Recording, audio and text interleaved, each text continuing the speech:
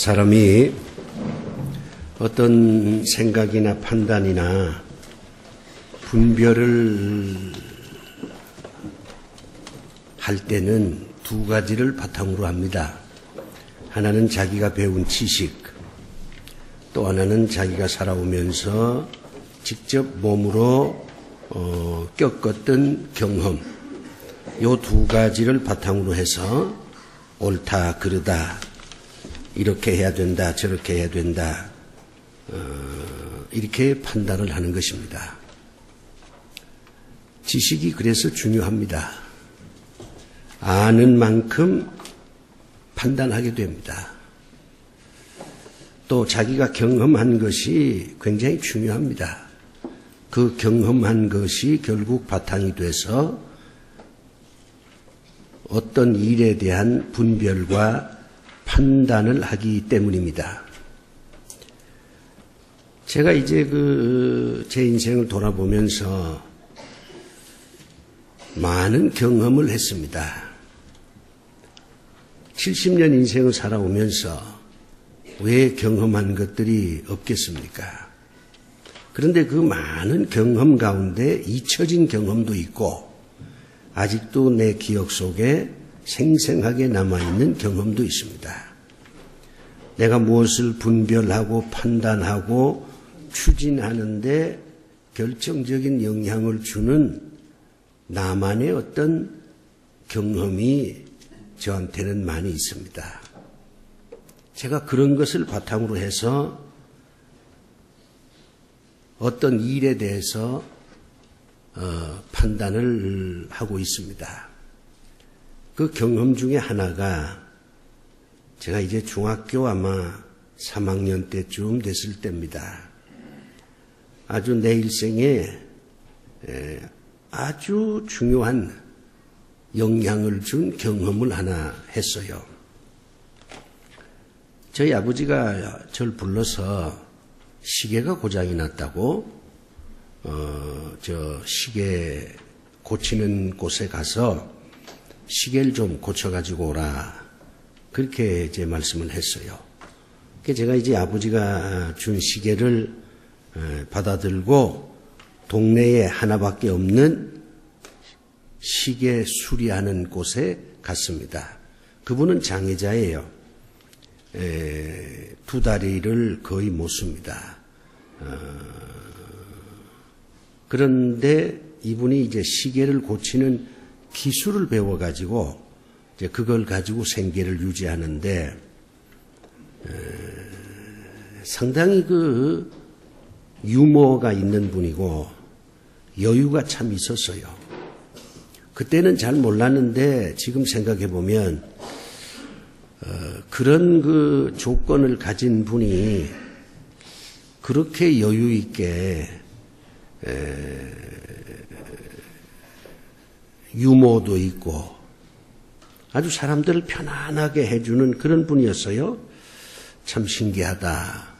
그런 생각을 지금은 해봅니다. 근데 그때는 그런 생각을 못했죠. 아버지가 준 이 시계를 가지고 그분에게 찾아가서 이거 시계 좀 고쳐주세요. 그렇게 이제 제가 말씀을 드리니까 이제 그분이 그래 시계를 이렇게 받아들고는 뒤에 뚜껑을 열더라고요. 그리고 이제 이런 뭐 돋보기 안경 같은 걸 딱 대고서 시계를 이렇게 봐요. 보다가 부속이 하나 잘못됐다. 요걸 고쳐야 되겠다. 새 부속으로 갈아 끼워야 되겠다. 그렇게 말씀을 해요. 그리고는 시계를 전부 분해를 하더라고요. 다 하나하나 풀어서 앞에 다 이렇게 놓고 새 부속을 거기다가 첨가해서 다시 다 원 상태로 회복을 시키는 거예요. 저는 그때 참 신기하게 생각을 했어요. 시계를 다 분해하고 난 다음에 그리고 부속을 하나 새로 끼워서 다 다시 원 위치로 종합을 하는 겁니다. 제가 대학에 들어가서 그걸 깨달았어요. 분석과 종합이구나. 일단 모든 것을 이렇게 풀어야 되고 철저한 분석을 하고 그리고 난 다음에 분석으로 끝나면 안 되고 그걸 다시 종합을 해야 하나의 완성품이 되는구나. 그걸 대학 시절에 깨달았어요. 그리고 그 다음부터 평생 모든 사물을 바라볼 때 먼저 분석을 하고 그리고 난 다음에 무엇이 잘못됐는지를 찾아내고 그것을 고쳐서 다시 원 위치로 종합하는 그런 사고방식을 가지면서 살아왔습니다. 제가 왜 이 말씀을 드리냐면 오늘 주님 오신 날인데 크리스마스라고 하는데 이 크리스마스를 우리가 너무 이제 분석적으로만 보지 말고 이걸 한번 종합해 보자는 겁니다. 예수님이 오셨다? 이건 분석된 사고입니다. 나를 위해 오셨다? 이것도 분석된 생각이에요. 오늘은 즐거운 날이다? 이것도 분석적인 생각입니다. 오늘은 가족들과 더불어 함께 즐겁게 보내야 되겠다? 이것도 분석적인 거예요. 분석은 시작이지 끝이 아닙니다. 많은 사람들이 분석을 해놓고 종합을 못해요. 시작은 했지만 끝을 제대로 맺질 못하는 겁니다. 또 어떤 사람은 철저한 분석 없이 두루뭉실하게 종합을 해버립니다. 그러니까 그게 온전한 것이 되질 못해요. 오늘 주님 오신 이 날에 우리는 이 크리스마스의 의미를 좀 종합적으로 생각해 볼 필요가 있다. 이렇게 제가 생각을 하고 이 말씀을 여러분에게 드리는 것입니다. 성경을 보면 성탄에 대한 기록이 둘로 나누어져 있습니다. 하나는 마태복음에 나와 있고 또 하나는 누가복음에 나와 있습니다. 예수님에 대한 이 탄생 얘기가 이렇게 둘로 나누어져 있는데 같은 것도 있고 다른 것도 있습니다. 한쪽은 동방박사의 얘기가 나오고 한쪽은 목자들 얘기가 나옵니다. 똑같은 예수 탄생에 대한 얘기지만 똑같지가 않아요. 그렇기 때문에 우리는 예수 탄생에 대한 의미를 종합적으로 이해하려면 마태복음의 내용과 누가복음의 내용을 서로 종합해서 하나로 볼 수 있어야 합니다. 이 성경을 쭉 이렇게 분석을 해보면 이상한 게 하나 있어요. 그게 뭐냐면 하나님께서는 기쁜 소식을 전해주마 그렇게 얘기를 합니다. 그런데 실제 그 소식을 들은 사람들은 무서워하는 거예요. 목자들도 무서워하지. 오늘 본문에 등장하는 마리아도 무서워하지. 당시의 권력을 가진 헤롯 왕도 무서워합니다. 예수님이 이 땅에 오셨는데 예수님을 영접하고 예수님이 태어났다는 소식을 들은 사람들이 하나같이 무서워한다 그 말이에요. 이게 미스테리예요. 하나님께서 기쁜 소식을 전해주마 너희를 위해서 구주가 나셨다 이렇게 하나님께서 말씀하시는데 그 소식을 듣는 목자들이나 또는 마리아나 헤롯 왕은 기쁘기는커녕 무서워하는 겁니다. 그렇게 좋은 소식을 들으면 손뼉을 치고 춤을 춰야 될 텐데 모두 다 그 반응이 두려움이었습니다. 왜 그럴까? 저는 이 문제를 가지고 오랫동안 정말 깊은 생각을 했어요. 이상하지 않나? 하나님께서 기쁜 소식이라고 그렇게 분명히 말씀하는데 왜 그 기쁜 소식을 듣는 모든 사람들이 하나같이 무서움에 떨고 있고 두려워하는가? 그 이유가 도대체 뭐겠느냐? 이 점을 참 오랫동안 생각을 해봤어요. 그리고 이제 그 해답을 얻은 것입니다. 인간은 외부에서 기쁜 소식이 들리든 어쨌든 간에 본질적으로 인간은 두려움에서 자유롭지 못하다. 인간은 불안한 존재다. 그 점을 성경은 우리에게 아주 명쾌하게 가르치고 있습니다. 삶 자체가 불안하다는 거죠. 산다는 자체가 두려움이라는 것입니다. 물론 때때로 기쁜 날도 있고 기분 좋은 날도 있고 그래서 웃기도 하고 춤추기도 하지만은 그러나 그것은 순간이고 본질적으로 인간은 불안한 존재, 불안하게 살 수밖에 없는 그런 존재구나 하는 것을 성경은 우리에게 가르쳐주고 있는 겁니다.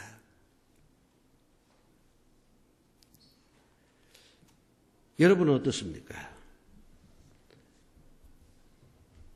여러분은 지금 마음들이 편안하십니까? 아마 여러분들도 각기 이런저런 이유로 마음이 불안하실 거예요. 저도 70이면 인생을 다 살았잖아요. 이제 무슨 여한이 있겠어요? 더 산다고 해서 나한테 무슨 특별한 그 무엇이 주어질 리도 없잖아요. 물론 아직도 내가 살아야 할 이유를 나는 알고 있습니다. 이것 때문에 나는 좀 더 살아야 된다. 그런 강한 의지가 있는 것도 사실이에요. 그럼에도 불구하고 여전히 내 마음속에 불안과 두려움이 있습니다. 내가 무엇 때문에 불안하고 무엇 때문에 두려워하는가? 가만히 앉아서 그 공포와 불안과 두려움의 실체를 찾아보려고 애를 많이 써요. 내가 이것 때문에 불안해하는구나. 아, 이런 것이 또 나한테 주어질까 봐 내가 불안해하는구나. 불안과 두려움의 실체를 어떤 때는 찾아낼 수도 있어요. 이것 때문이구나. 모든 인간은 나이가 젊었건 나이가 들었건 남자건 여자건 상관없이 인간 실존 그 자체가 불안이라고 하는 것을 깨달았어요. 이미 하나님께서 그 말씀을 하시는 겁니다. 이렇게 기쁜 소식을 하나님이 전해주는데 그 기쁜 소식을 들은 사람들은 하나같이 두려워하는 거예요. 그래서 하나님께서 너무너무 답답해서 두려워하지 말라 그렇게 말씀하는 겁니다. 인간 삶 그 자체가 두려움과 공포의 여행길이라고 하는 것을 우리는 성경을 통해서 확인하게 됩니다. 그러면 좀 더 깊이 들어가 보자 그거죠. 도대체 우리를 불안하게 만드는 근본적인 요인이 뭘까? 이 불안과 공포는 사람마다 다 달라요. 어떤 사람은 이것 때문에 불안해하고 어떤 사람은 저것 때문에 불안하고 다 다르지만 모든 인간이 공통적으로 겪고 있는 불안의 실체, 어떤 두려움의 핵심, 그 뿌리는 우리가 성경을 보면 특별히 예수님의 사역을 통해서 보면 5가지예요. 인간을 불안하게 만드는 근본적인 요소, 근본적인 문제, 근본적인 아픔, 근본적인 어떤 이 두려움의 근원이 5가지예요. 이 5가지가 우리에게 있기 때문에, 이 5가지 때문에 우리는 오늘 웃다가도 내일은 창백한 얼굴을 가질 수밖에 없는 것입니다. 첫째가 죄입니다.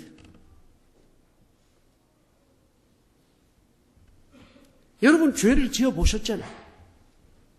나도 죄를 지어봤어요. 죄는 우리 인간에게 여러 가지 불안과 두려움을 줍니다. 죄의 값은 사망이라고 하나님께서 말씀하신 것을 깨닫게 되면 더더욱 그렇습니다. 두 번째는 질병입니다. 예수님께서 그렇게 병든 자를 많이 고쳐주셨는데 예수님이 왜 그렇게 병든 자들을 고쳐주셨을까? 그것은 병에 걸려보면 알아요. 예수님은 안식일에도 병을 고쳐주었어요. 내일 오라 그렇게 말씀할 수도 있을 텐데 안식일에도 환자들이 찾아오면 고쳐주었어요. 그것 때문에 바리새인들한테 신랄한 비판을 받았지만 여전히 안식일에도 병을 고쳐주었습니다. 여러분 오해하시면 안 돼요. 주님께서 일부러 안식일에 병을 고쳐준 게 아니에요. 주님은 안식일에 병 고쳐주는 것이 시비거리가 된다는 걸 너무나도 잘 알고 있어요. 그래서 안식일에는 병을 고치지 말아야 되겠다 이렇게 생각도 했어요. 그럼에도 불구하고 병자가 안식일에 찾아오니까 오늘은 안식일이야. 미안하다. 내일 오라. 그렇게 말씀을 못합니다. 찾아오니까 어쩔 수 없어요. 병을 고쳐주는 겁니다. 시비거리가 될 줄 알면서 사람들은요. 시비거리가 될 줄 알면 안 해요. 내가 괜히 이거 가지고 시비의 대상이 된다는 거 내가 좋을 게 뭐 있냐 피해거든요. 이게 인간의 본성이에요. 그런데 우리 주님은 시비거리가 될 줄 알면서도 역시 안식일에 병든 자가 오면 고쳐주었습니다. 저는 이것이 용기라고 생각합니다. 그런 점에서 나는 아직도 용기 있는 자는 못 됩니다. 분명히 이렇게 해야 되는 줄 알면서도 이렇게 하면 시비거리가 될 것 같다 이렇게 생각해서 하지 못하고 중단한 것도 많아요.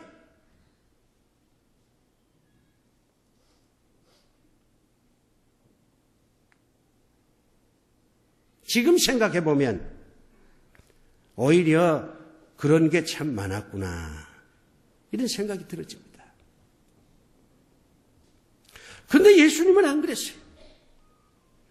시비의 대상이 되고 그것 때문에 바리새인들이 예수님을 죽이자고 모의를 하는 것을 알고 있음에도 불구하고 병든 자들이 안식일에 오면 고쳐주었습니다. 왜 그럴까요? 병든 자가 불안해하니까, 병든 자가 무서워하니까. 생각해 보세요. 주님이 내일 오라 그러면 그 환자가 불안하지 않겠어요? 예수님이 내일 오라고 말씀은 했지만 예수님이 떠나버리면 어떻게 될까? 그런 생각도 할 거 아니에요. 내일 오라 그러지만 내일 또 환자들이 많이 몰리면 내 차례가 어쩌면 오지 않을지도 모르겠다. 그런 생각도 할 거 아니에요. 그리고 당장 몸이 불편해서 힘이 드는데 내일 오라 섭섭하지 않겠어요? 주님은 그와 같은 병든 자들의 그 아픔을 너무나도 잘 알고 있기 때문에 그 두려움을 너무나도 잘 알고 있기 때문에 시비거리가 되는 줄 알면서도 병든 자를 고쳐주는 것입니다. 여러분이 병원에 입원해 보면 알아요. 이 질병이라고 하는 것이 얼마나 인간을 불안하게 만드는 것인가를. 의사가 암으로 수술받고 건강해서 퇴원한 사람한테 이제 걱정 없습니다. 그렇게 말을 해도 퇴원하는 사람 마음은 무거워요. 다시 재발하면 어떻게 되나. 다시 재발하면 죽는다는데 불안한 거예요. 두려운 겁니다. 인간을 근본적으로 불안하게 만드는 것은 질병입니다. 세 번째가 있어요. 가난입니다.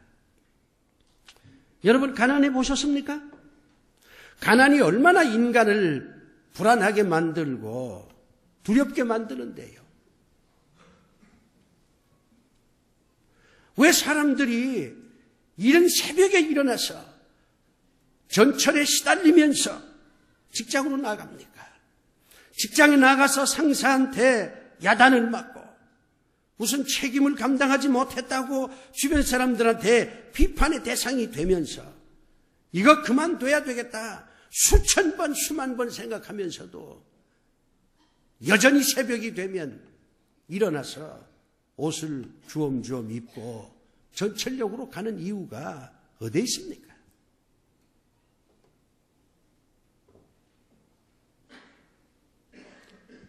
가난하면 두렵기 때문에 그렇습니다.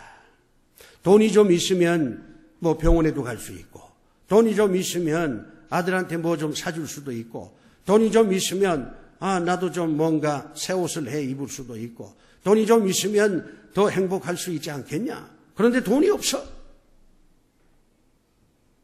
그러니까 불안한 거 아니에요?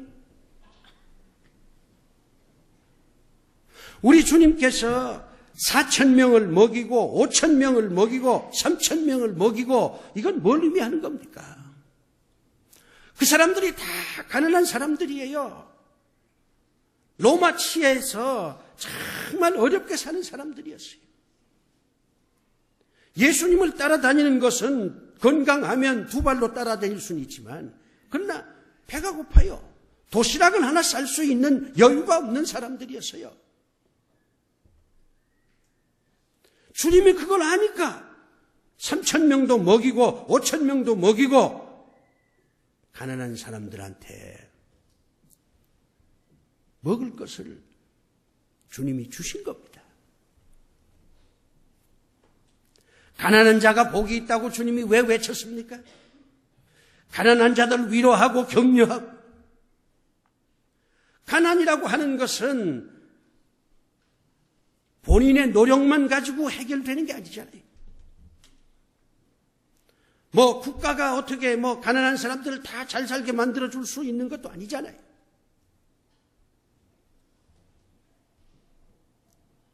어쩌면 이 가난이라고 하는 것은 운명일 수도 있는 겁니다. 아무리 가난에서 벗어나려고 몸부림에 피를 토하듯 외쳐대도 끝까지 가난하게 살 수밖에 없는 그런 사람들도 있는 거예요. 그러면 그런 사람들한테 주님이 뭐라고 말해야 됩니까? 가난한 자가 복이 있다. 이렇게 말하는 게 제일 좋은 방법 아니겠어요? 가난에서 벗어나라. 그렇게 얘기한다면 가난한 사람들이 그 가난에서 벗어나기 위해서 아무리 몸부림을 쳐도 이런저런 여건 때문에 벗어나지 못하게 되면 그분들 다 절망할 거 아니에요. 그럴 바에는 가난이 가지고 있는 유익을 더 강조하고 가난하기 때문에 오히려 더 행복할 수 있다. 그렇게 가르치는 것이 가난한 사람들한테는 복음이 되는 거 아니겠습니까? 가난은 인간을 두렵게 만듭니다. 틀림없는 사실이에요. 네 번째가 있습니다. 죽음입니다. 여러분이 죽는다고 가정해 보세요. 얼마나 불안하고 초조하겠어요. 아직 해야 할 일도 많은데 내가 죽는다? 이거 너무 억울하구나. 그렇게 생각할 거 아니에요?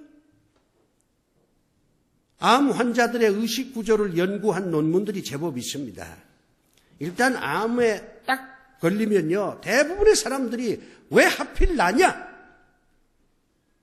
그렇게 생각한다고 그래요. 내가 뭘 잘못했기에 내가 이 불치의 병에 걸린단 말이죠. 억울하다. 이렇게 다 생각한다고 그래요. 왜 그런 반응을 인간이 하겠습니까? 죽는다는 게 두려우니까요. 죽는다는 것은 모든 것과 이별하는 것입니다. 그리고 우리가 죽음 이후의 삶에 대해서는 잘 알지를 못하잖아요. 그냥 사라지는 걸까? 그냥 여기서 끝나는 걸까? 알 수 없잖아요. 알 수 없는 것은 두려움입니다. 그러니까 많은 사람들이 죽음에 대한 공포를, 불안을 지니고 사는 겁니다. 그런 인간의 그 마음을 주님이 아시니까 죽음에 대한 재해석을 하는 거예요. 나사로가 죽었을 때 우리 주님은 이렇게 말합니다. 그거 죽은 게 아니야. 잠자는 거야. 잠자는 거라. 얼마나 놀라운 해석이에요.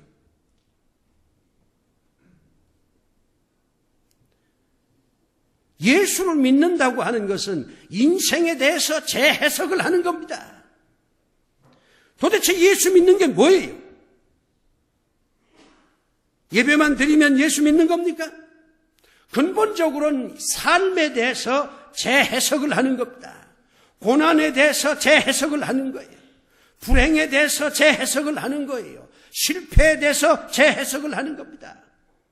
주님은 죽는다는 것을 재해석을 해요. 잠자는 것이라고. 그 얘기를 들으니까 주변에 있는 사람들이 마음이 편안해지는 거예요. 죽음이라고 하는 건 완전한 이별인 줄 알았는데 잠자는 것이다. 새벽엔 깰 거 아니에요. 다시 아침밥을 같이 먹을 수 있잖아요. 그러니까 죽음에 대한 불안과 공포도 없어지는 겁니다. 여러분에게 죽음은 큰 불안의 요소로 남아 있을 겁니다. 통계가 나와 있잖아요. 여러분들은 지금 거의 80%가 요양소에서 인생의 종점을 맞이하게 될 것입니다.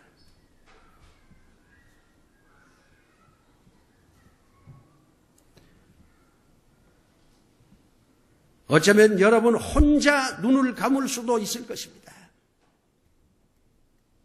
그게 인생이에요. 그래서 이 죽음이라고 하는 것, 내가 죽는다고 하는 걸 생각하면 불안하고 아주 두려워지는 것입니다. 다섯 번째 마지막입니다. 무지입니다. 무지. 주님이 왜 성경을 그렇게 새롭게 가르쳤을까요? 바리새인들이나 서기관들도 얼마든지 성경을 가르쳤지만은 예수님이 볼 때는 엉터리거든요. 하나님의 말씀을 왜곡하지요. 하나님의 말씀을 자기 중심으로 해석을 하지요. 그래서 영적인 무지가 너무 깔려 있으니까 주님께서 그런 게 아니야. 그런 게 아니야. 성경 말씀을 새롭게 가르치는 거예요.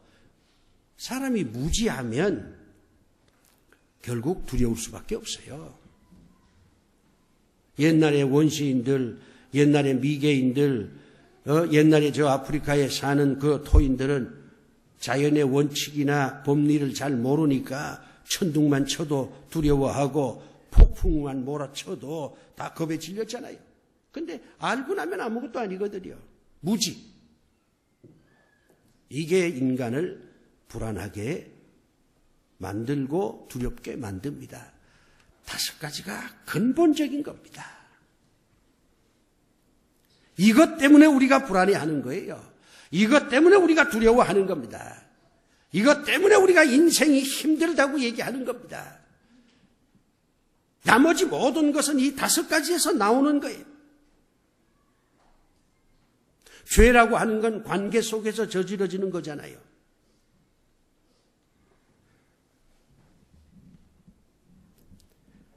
사랑하는 우리 교회 여러분, 오늘 주님 오신 이날에 우리는 성탄의 의미를 종합적으로 이제는 이해해야 합니다. 우리가 깨달아야 될 것은 자기 실체를 아는 거예요. 나는 불안에 떨고 있는 사람이구나. 나는 지금 두려움에 떨고 있는 사람이구나. 내가 지금 무서워하는 사람이구나. 그걸 인정을 해야 됩니다. 그런데 이런 우리들에게 하나님께서는 두려워하지 말라. 그렇게 얘기하십니다. 이게 복음이에요. 두려움에 떠는 환자에게 천하의 명의가 와서 손을 딱 잡아주면서 걱정하지 마세요. 제가 아무개입니다. 이 분야에서 세계 최고입니다. 내가 반드시 고쳐드릴게요. 두려워하지 마시고 아침 식사하세요. 겁내지 말고 운동도 좀 하세요. 잠이 안 오면 억지로 잠자려고 하지 말고 책도 좀 읽으세요. 내가 책임질게요. 내가 고쳐드립니다. 그렇게 얘기하면 그 환자가 얼마나 편안하겠습니까? 마찬가지예요.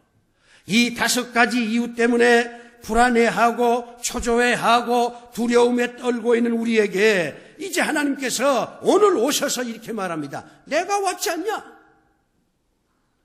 내가 이제 인간이 되어서 내 곁에 왔지 않냐? 나는 저쪽에 있는 하나님이 아니야. 너와 더불어 함께 있는 하나님이야. 내가 내 곁에 있어. 그러니 이제는 안심하라. 그렇게 하나님께서 말씀하시는 거예요. 오늘 예수님이 여기 오셔서 여러분 한 사람 한 사람에게 이렇게 말합니다. 나는 본래 하나님이었지만 너를 사랑해서 내 곁에 있고 싶어서 인간이 되어서 지금 온 것이야. 내가 어디로 가든지 내가 너와 함께 동행할 것이야.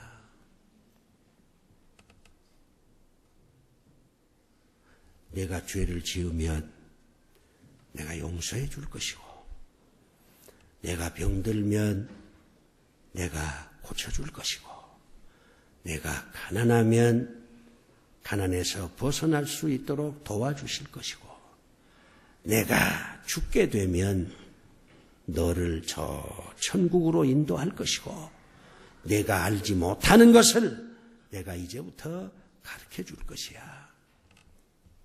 이제는 안심하라. 오늘 주님께서 여러분에게 그렇게 말씀을 하십니다. 이게 성탄에 대한 종합적인 결론이에요. 사랑하는 교회 여러분, 이제는 안심하십시오. 인간이 되신 하나님께서 여러분 곁에 계십니다. 기도합시다. 아버지 하나님, 두렵습니다.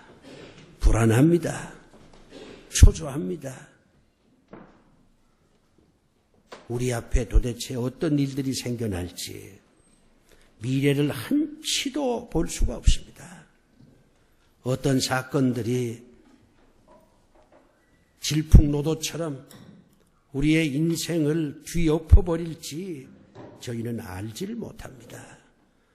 그래서 문득문득 불안에 떨면서 밤잠을 이루지 못할 때가 많습니다.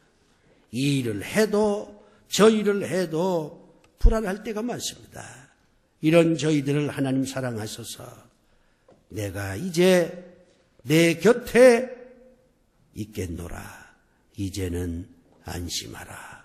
그리 말씀해 주시니 정말 고맙습니다. 이제는 주님이 내 곁에 계시니, 하나님이 내 곁에 계시니 강하고 담대하게 인생을 저희들이 살겠습니다. 아버지 하나님, 이런 저희들을 늘 기억해 주시옵소서. 예수 그리스도 이름으로 기도드리옵나이다. 아멘.